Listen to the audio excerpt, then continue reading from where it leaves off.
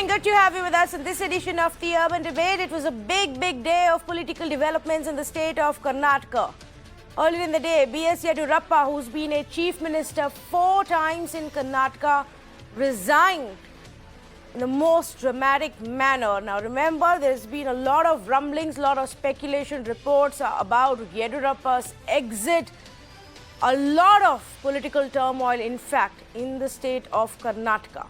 And on the day that B.S. Yediyurappa completed 2 years in office, instead of a proper celebration program with series of meetings and legislative party meets that were initially planned, Yediyurappa announced his resignation as the chief minister. So it ended up becoming a farewell day rather than a day of celebration of his government under his leadership. Not only that, the Karnataka chief minister, as he resigned, got extremely emotional, talking about his political journey, an extremely long political journey. And after he made the announcement, he walked directly to the Raj Bhavan to submit his resignation, accompanied by his cabinet ministers, as the council itself now stands dissolved. There were protests that took place in Shikaripura. Shops had to close down. But of course, now the big focus is who is going to replace Yediyurappa. And why is it that the BJP wanted him replaced? What is the math, the political strategy behind that? Will it end up benefiting the BJP to make this big move? Remember, Yediyurappa is an extremely tall leader for them in BJP, very powerful, represents the Lingayat community that forms a big chunk of the voting population there as well. But now that this decision has been taken, what happens next is the big question. There are many permutations and combinations that are being speculated, that are probably also being considered. Caste factor obviously plays a big role. Depending on the caste of the next chief minister, the other communities will have to be pacified as well with cabinet posts or even as a deputy chief minister post. There is also a lot of concern for those who jumped ship from JDS and Congress to join the BJP a couple of years ago when this government was formed, whether they will continue to enjoy the same kind of posts or if they will also be sidelined. The seers, the Lingayat seers who've been rallying and how for Yediyurappa weren't very happy, or at least that's what they showed, not very happy with this decision. What does that mean for the BJP and for the state of Karnataka? And mind you, this decision comes in the middle of a flood-like situation that we are witnessing in many parts of the country, including in Karnataka. It's been, last few days have been tough for many regions, even in the state of Karnataka, with heavy rainfall and flood-like situation. Yet what we are looking at, the entire attention of the party and the government right now seems to be on, well, the government itself. So we say good evening to Vivek Reddy, spokesperson for the BJP, Brijesh Kalappa, national spokesperson for the Congress party, T.S. Sudhir, senior journalist, Manu Ayappa, chief of political bureau for Times of India in Bengaluru, Professor Chambi Puranik, retired HOD for political science at KSOU, joining us this evening, and Mr. Rajashekhara, political journalist, also with us this evening. Let me actually first up go across to T.S. Sudhir and ask him how he views this decision. And Sudhir, if we had to explain it to a national audience, why was this decision even taken to replace Yediyurappa? I don't think it took anyone by surprise, because right from the time that Mr. B.S. Yediyurappa was made Chief Minister in July 2019, exactly 2 years ago, it was very clear that he is not going to remain Chief Minister till Karnataka goes to elections in 2023. He will not be the Chief Ministerial face even when the elections are held in 2023. So a mid-term change was pretty much on the cards. And the last 2 years, in fact, he has spent more time fighting different kind of problems within the BJP, with many people asking for a change of leadership at frequent intervals than apart from dealing with the pandemic and the flood-like situation in many parts of Karnataka. So I don't think, Tanvi, this decision to replace Mr. Yediyurappa at this stage has taken anyone by surprise. Yes, the bigger question is who succeeds Mr. Yediyurappa, given the fact that he's really the tallest leader of the party and even Karnataka, and he has a pan-Karnataka presence. And anyone who succeeds him will have big shoes to fill, given the fact that he's a Lingayat strongman. The Lingayat community strongly backs the BJP, primarily because of Mr. Yediyurappa's presence. And whether that will continue is going to be the biggest challenge as far as the BJP is concerned. Yes, absolutely. And, that's the big challenge that the party is looking at. Like you said, it's not come as a surprise. Conversations have been happening for a long time now. And obviously, the party is going to have some kind of a strategy in their mind as to where they are headed. But let me just read out a few of the things that Yediyurappa said. As he was giving that speech, as he got extremely emotional, teary-eyed, in fact, at one point of time, and he was recalling his entire political career. He said that when there were no cars, I remember cycling to work for BJP in Shikaripura. That we, along with the few BJP workers at that time, actually built the party in the state when there was really no one to do it. And then he also went on to obviously have a message even for the central leadership at this point, saying, it is my desire that BJP comes back to power at the center under leadership of PM Modi and Home Minister Amit Shah.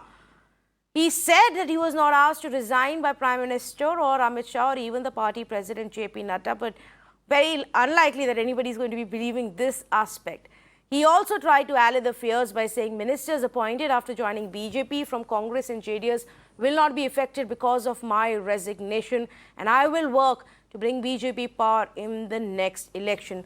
The initial comments where he's talking about all the work that he's done, that farewell speech, kind of the farewell speech that we actually saw. Professor Puranik, for people to understand, why is it that he had to go at this point? There are many hidden reasons, behind the screen. BJP is known for it, and BJP also is now developing the same culture which Congress High Command has done. They are only imitating.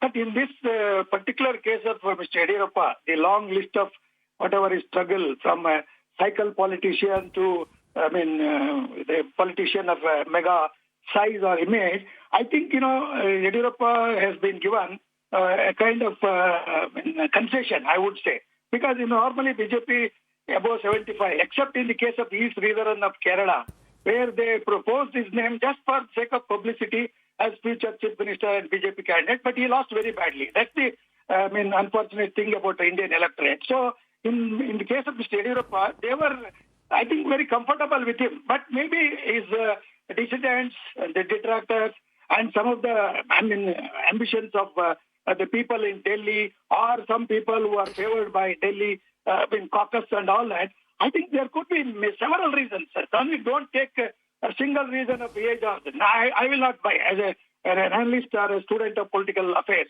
I would say BJP also is no different from the same Congress culture of high command. I'm not saying. But as your editor or somebody, Sudhir, said, the interest of the states are more important. The Karnataka state are more important. People are suffering. And at this particular time, whether Yediyurappa or some other new chief minister and all that, BJP has a very big task before it. So the kind of situation there is that the only danger is the backlash of Lingayats, because you can't purchase the seers. The seers or clergy people cannot be allured by any other kind of offerings that any political party or leader may make. Their own sectarian people may do it. But the kind of situation in which BJP has landed, Yediyurappa will not work against BJP. I would say Yediyurappa will certainly put up a bold face and work for BJP for the remaining part of whatever 1 or 2 years or 18 months or so. So Yediyurappa is a very, not only is a very tall leader, but also a tactician. He has the crafty elements of any chief minister that you can think in India. So nobody is a saint. Nobody is a paragon of virtue in public life or politics. That era has gone, along with Lal Bahadur Shastri and others, to some extent by Vajpayee. So therefore, as a realist, I would say that Yediyurappa's, I don't say sacking, but his own, the compulsions under which he has submitted resignation will send wrong signals to some of the Lingayat voters. But it is too early. As you said, public memory is very short, but Yediyurappa is a tall figure. People will not forget what happened to Virendra Patil, that wound. So Yediyurappa is like a king Lear or a wounded lion. Yeah, he's like a king Lear or a wounded lion. So that's So if you say, and if you have to say that, well, he's going to continue working in the interest of the party, in the best interest of the party, then why is it, Mr. Rajshekhara, that we actually saw all these attempts at show of strength? All these, rallying the support and gathering of all the seers and the constant commentary that was coming in from the seers, Mr. Rajshekhara. Why did Yediyurappa have to resort to that if he was, ready to go and in the interest of the party? Yeah, I mean, nobody would like to give up the chief minister post just like that. And he was under tremendous pressure to give up on the first year. And so it was extended due to COVID, and the pandemic really helped him to continue in power for another year. It was agreed upon on the day that he took charge of the office. And it was known, and for a party, they have to think ahead also after Yediyurappa. In 2023, Yediyurappa will not be there to lead the party into elections. So they need to give a fair chance to another leader who they think they can lead the party. But yeah, Yediyurappa did it in the past also that all these seers rallied behind him. It is natural, and that is the first time I remember that seers in Karnataka rallied behind a chief minister to continue in power. That is the first time, and to that large scale. So this is then when we saw his successor Sadanand Gowda previously, there was also kind of Vakaliga seers rallied behind him, and it has become a trend now. It's very unfortunate. But they have been continuing. It was a pressure tactics by Yediyurappa or his son or maybe his team to exert pressure on the high command to show that after me there is nobody and the community will drift away, like how it happened when Virendra Patil was unceremoniously removed by Rajiv Gandhi. So that was one of the tactics. But this time, I think Yediyurappa is not the same Yediyurappa as he was previously, and he cannot take on the BJP or the party command, which is very strong now, like Congress in the 80s and before that.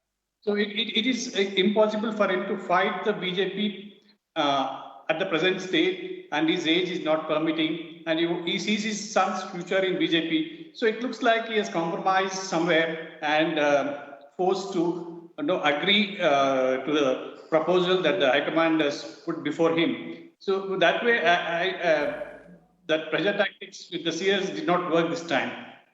Okay, so the pressure, yes, of course, at the end of the day, all of those pressure tactics didn't work, because what it seems to me is happening, Manu, at this point is that the party needs to think of the future. He's already 78.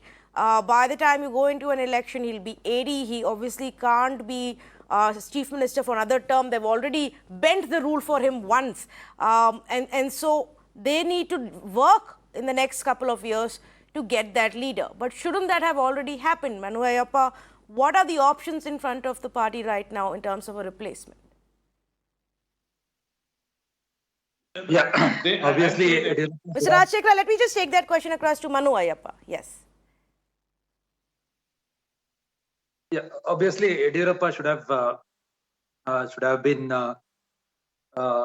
removed maybe 6 months ago. But the party, as Rajshekhar said, the state was going through the second wave of COVID, and also there was other factors for consideration. Party was not ready with another replacement. They were struggling to find one. So being such a case, they had to drag on for 2 years. And now in front of the party, there's a big challenge to find a suitable replacement. Most of my panelists would agree that there wouldn't be any other leader like Yediyurappa, because he was a very tall leader, tall Lingayat leader. So to replace him, the party has two options before it. One is either it has to select a leader from the Lingayat community and keep its vote bank intact. The other option is to look forward for a Hindutva leader or who believes in strong Hindutva ideology, which the party has been doing in selecting the chief minister, especially in UP, Uttarakhand, and other states. So they might implement that factor here in Karnataka and opt for a a Brahmin or a Ukkaliga with a strong Hindutva ideology, or they may play safe by selecting one of the 4 Lingayats who are in the contention to keep the vote bank intact, and also to keep the seers who are rallying behind Yediyurappa happy. Yes, so there are a few of the contenders who come from the same community as B.S. Yediyurappa does. Perhaps, Yediyurappa himself would want that he's given also some space to be able to choose and back a person who replaces him, or at least is in power there.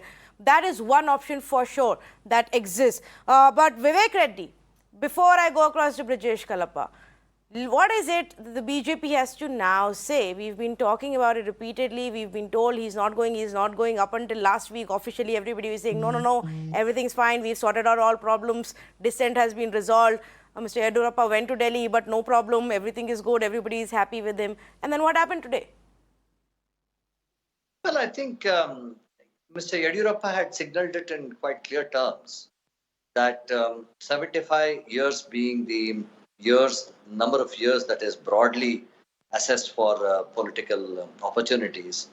I think he had also elaborated on the fact that he was given the opportunity till 79. See, after all, we are a Keda-based party, and it is the High Command that, and upon the decision of the High Command, everybody falls in line. This shows, unlike what some of the panelists had opined, this shows that the party is based on the Karyakarta principle, and Karyakartas follow the ultimately the purposes of the party and the ends of the party are higher than the individual. Well, this is signified by Mr. Yediyurappa. He also signified that he was given time till 79 years.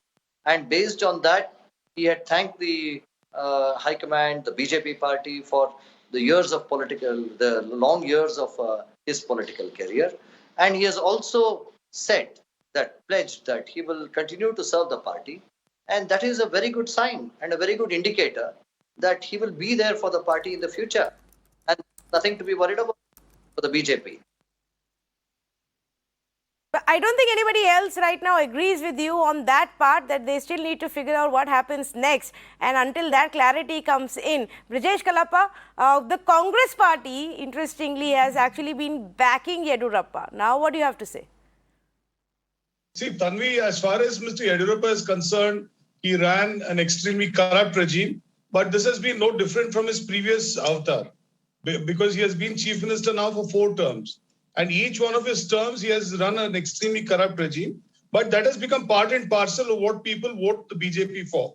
If the BJP is voted in Karnataka, they've always fallen short of a majority. Why is that? It's only because of the corruption that is inherently involved with the BJP. And that's the reason they've always fallen short of the absolute majority. Therefore, they've always had to rely on buying MLAs from other parties, whether it was in 2008 or during the present term.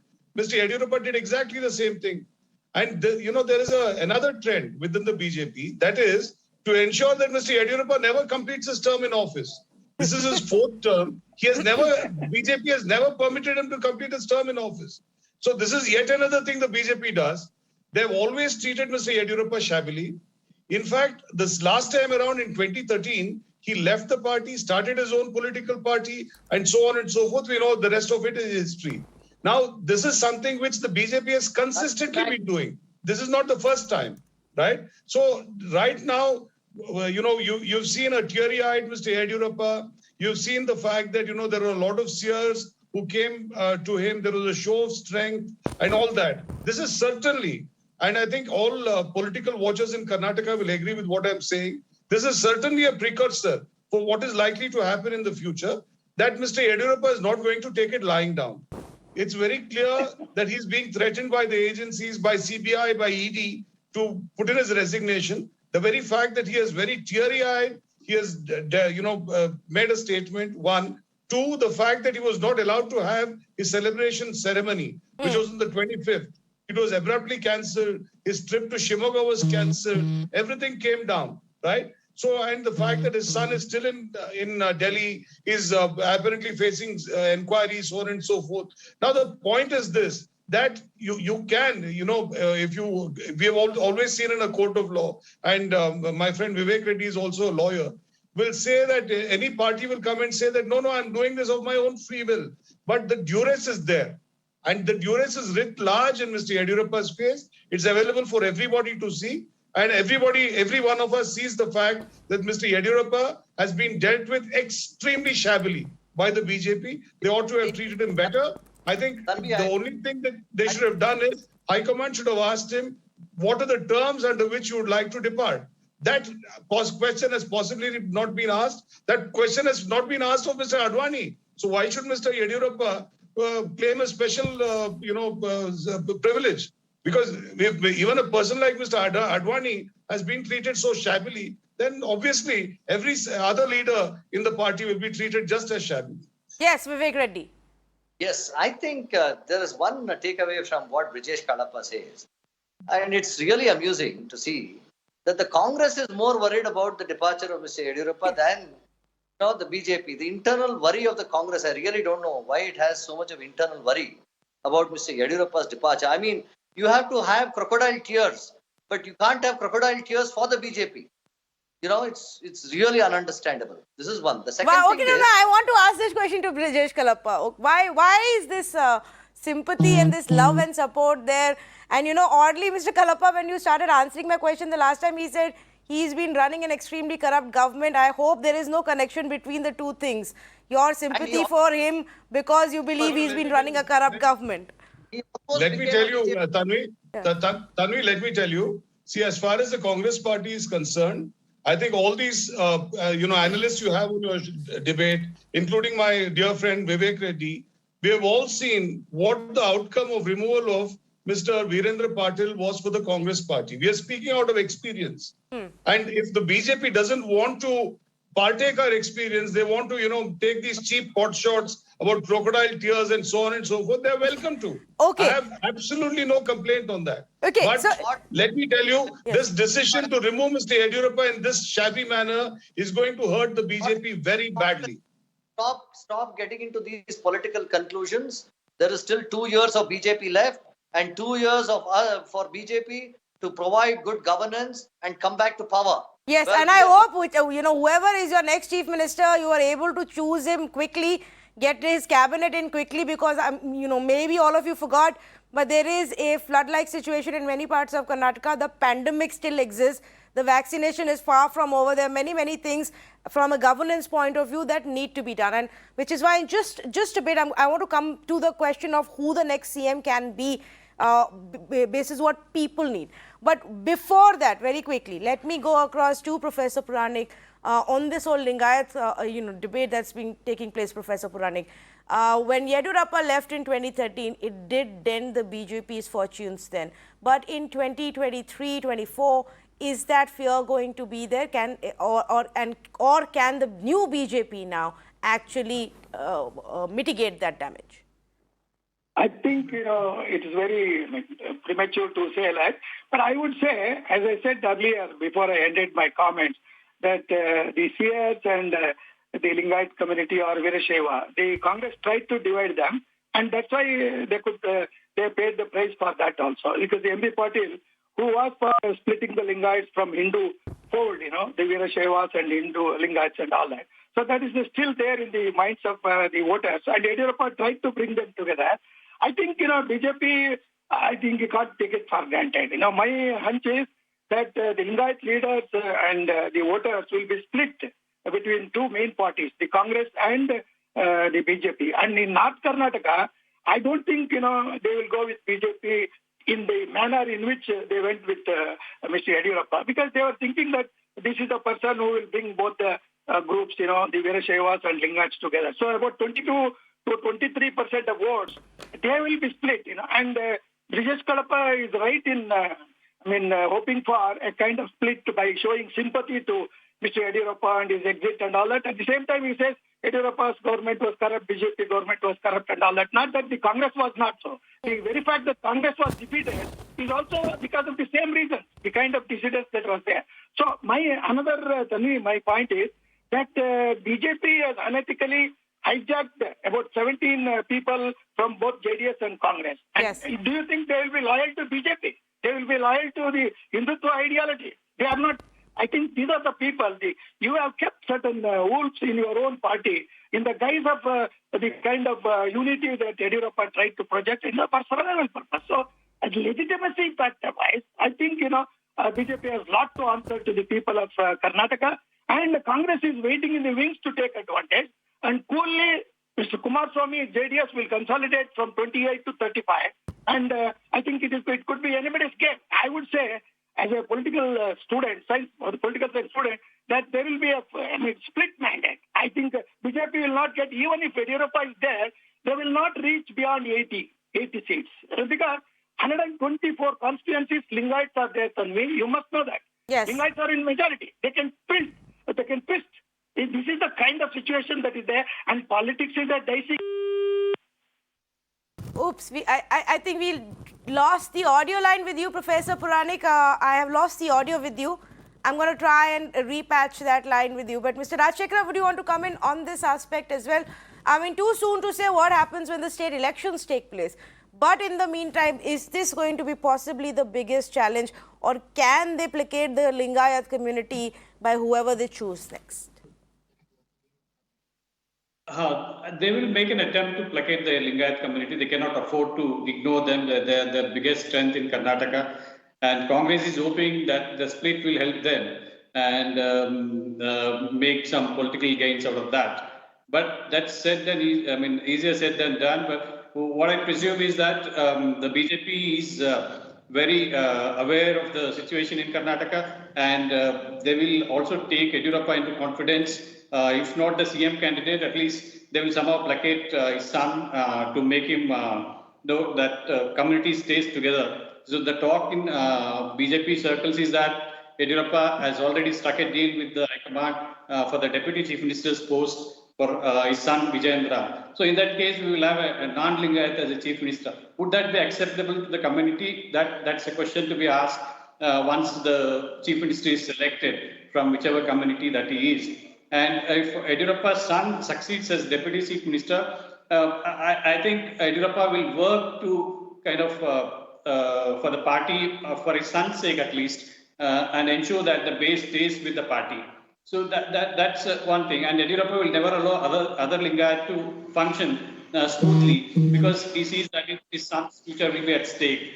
So in that background, we have to see who is the Chief Minister. And from which community, whether he's going to be Brahmin, he's going to be Vakaliga, or going to be some other OBC or SC, ST, Dalit community. So keeping these things in mind, I think the BJP will work out a strategy that ensures that the Lingayat stays with the party and they continue to be the main strength in the state. Okay, so let me pick up one of those names. You've mentioned the various permutation and combinations that will have to be kept in mind. Manu Ayappa, to you this question. Murugesh Nirani's name has been, repeatedly popping up. He's also traveled to the national capital. He said he's on his way for an event to Dehradun. He's back now. Is that a possibility? He too is from the Lingayat community, though from a different sect. Yeah, for the last 1 month, he has been lobbying to become the CM or to replace Yediyurappa. But the chances you can't rule out in politics. And he is also a Lingayat, and he is from the Panchamsali subsect, which is a powerful sect among the Lingayats. And he is also a sugar baron and a businessman. And sources say that he is very closely. He has close equations with Union Home Minister Amit Shah. So taking that into account, he could be one of the front runners. I would not like to say that he would become the CM, but he is one of the front runners among the Lingayats if the party decides to pick a Lingayat. But the question is, he has some pending cases against him, and there are a lot of speculations doing around about his personal thing. So taking all that into case is still a front runner. I would say. Okay, okay, so that's a possibility. Many others, the names of which we've been running on our screens as well. But let's take a step back now, Sudhir, and talk about the larger picture.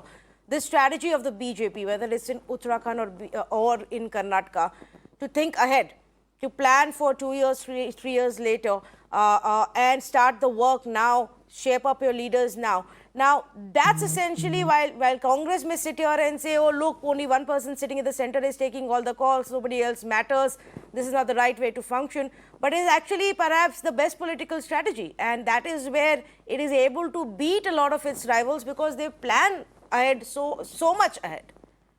Well, the fact that they would press the reset button as far as Karnataka BJP is concerned was a given. Everyone knew that halfway into the term, Mr. Yediyurappa will be asked to pack his bags. But while we are all focusing a lot on the Lingayat card, I also believe that the BJP is now trying to use this opportunity to broad base its support base as far as Karnataka is concerned and not be known only as a party that depends entirely on the Lingayat support base, especially in the northern part of Karnataka, the Bombay Karnataka region and the central Karnataka region. They would want to do many other castes as well, the BCs, even the SCs who are largely with the Congress party, perhaps even a part of the Vokalika support base, which largely lies with the JDS and the Congress party right now in Karnataka. Also, I would believe that it's not as if Yediyurappa's suggestions or whatever his demands are before he debuted office would be completely ignored. Yediyurappa would remain a strong man as far as the Karnataka politics and Karnataka BJP is concerned. So while he may not have the veto power, but I do believe that his opinion would be sought and seriously considered. And what has transpired between Mr. B.S. Yediyurappa and the BJP top leadership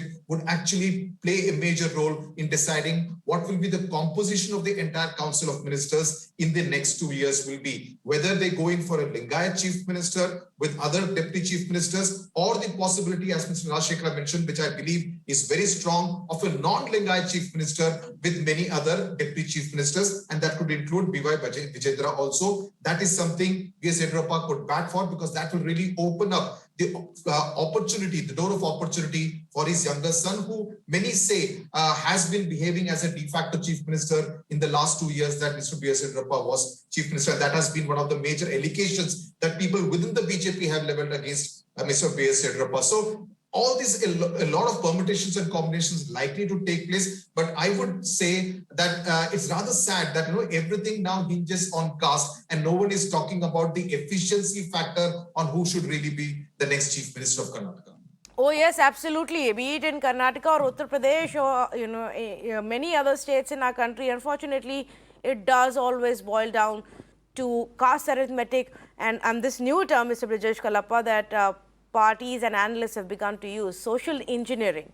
Social engineering that everybody is attempting right now to consolidate their base, Mr. Kalappa. Well, social engineering is something which the Congress party has perfected, because you'll find that today only 2 communities are being mentioned in the BJP.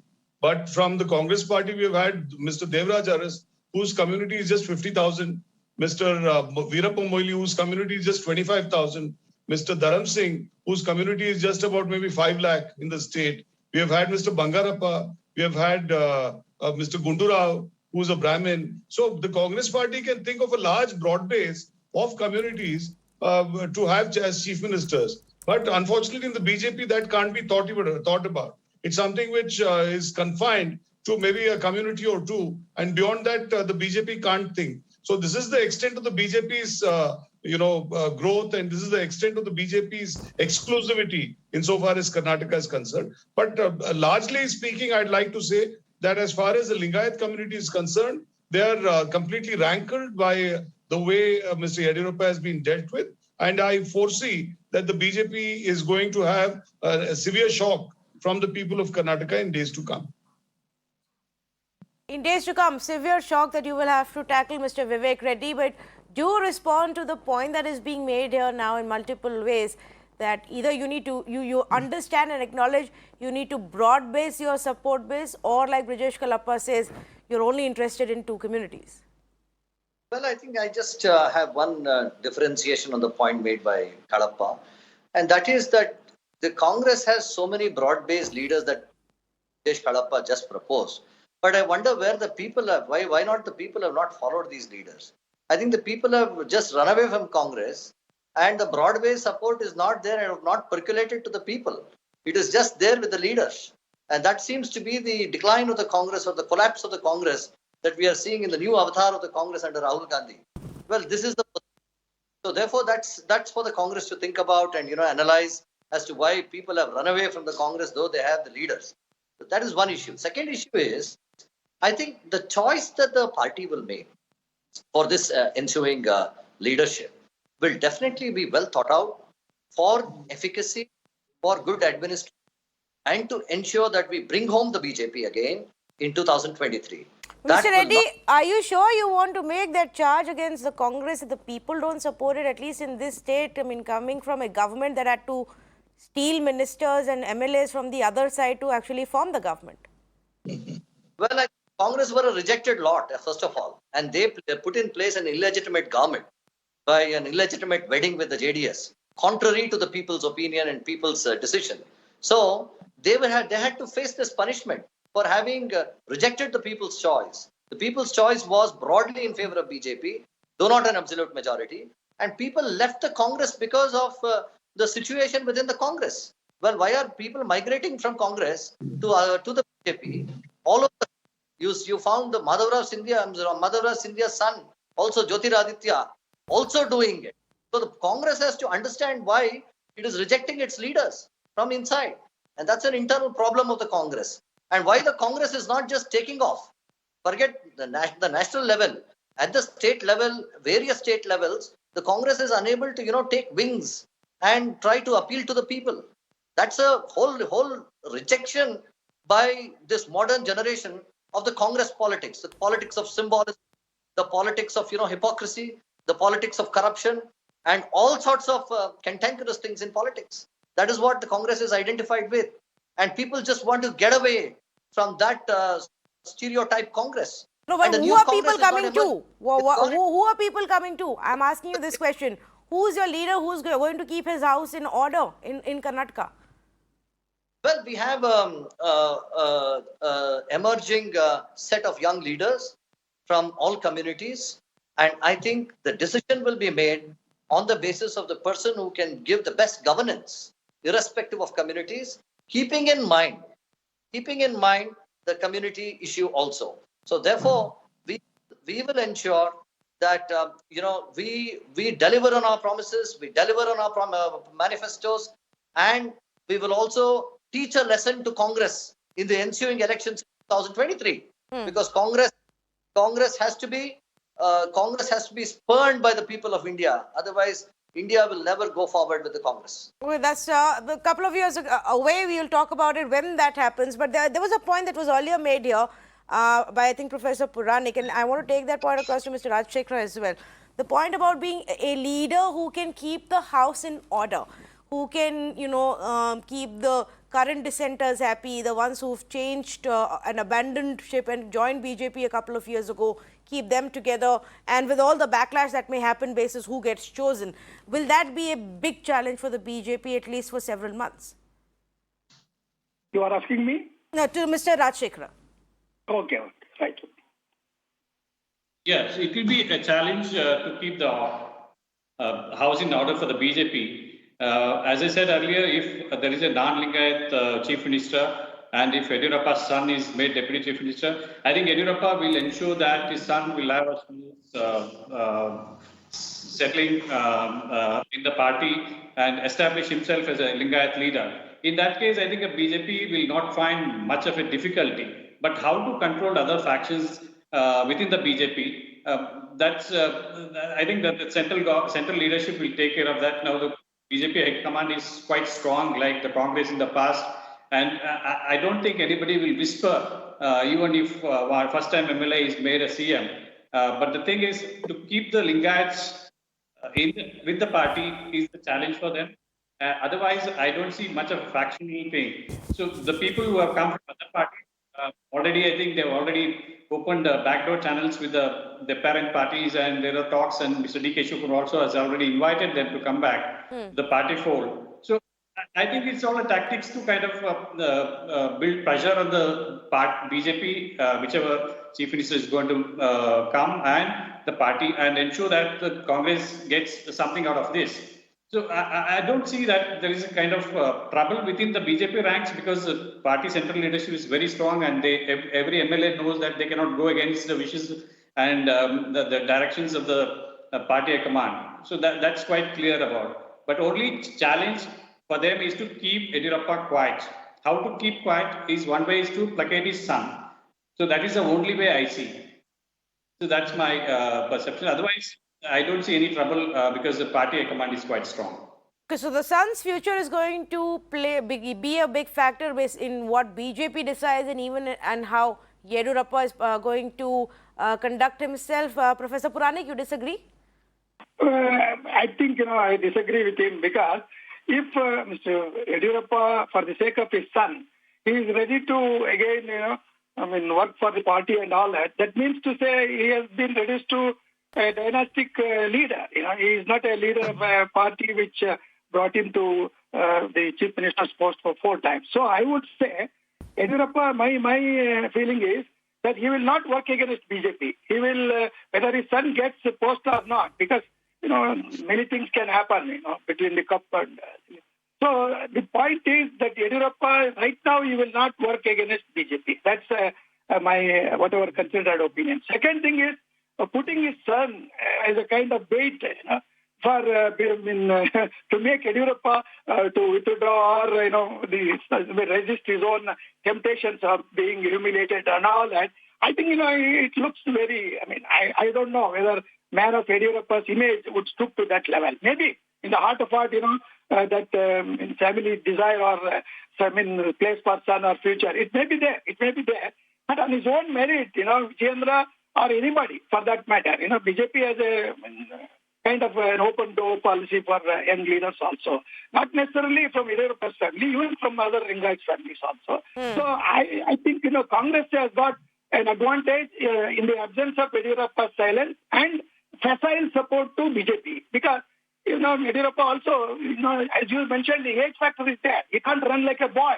So just because Yediyurappa appeals, Lingayat voters, especially the non-Panchamasalis or even Panchamasalis, there will be a division. I think many of your panelists were from Karnataka, including Vijesh Kalapa, Patiman and Reddy. They know these kind of vibrations that are there in the Karnataka politics. So right from Virendra Patil, everybody has been mentioning that these are the issues. When BJP is a Hindutva party, why shy away from the advantages or disadvantages or backlash of caste politics? These are very sensitive issues, Tanvi. But they exist and they're very real, Professor Puranik. That I think all of us will agree upon. And they still dictate a large part of how our politics and even governments are formed and people are chosen to be put in power. Unfortunately, that's the reality of our country. Completely out of time. Thank you so much for joining us on this conversation. Interesting to see various viewpoints emerge. There is, experts, as they were telling you, there is an apprehension that in the short term, there's going to be quite a bit of a challenge for the BJP. The task is cut out. They've taken this big decision. And after months and months of build-up, this decision has been taken. Yediyurappa is out. Who comes in next really depends on who has what kind of support and what the BJP strategy will be to build their base for the next 2 years ahead of the elections. Thank you so much for joining us on this conversation.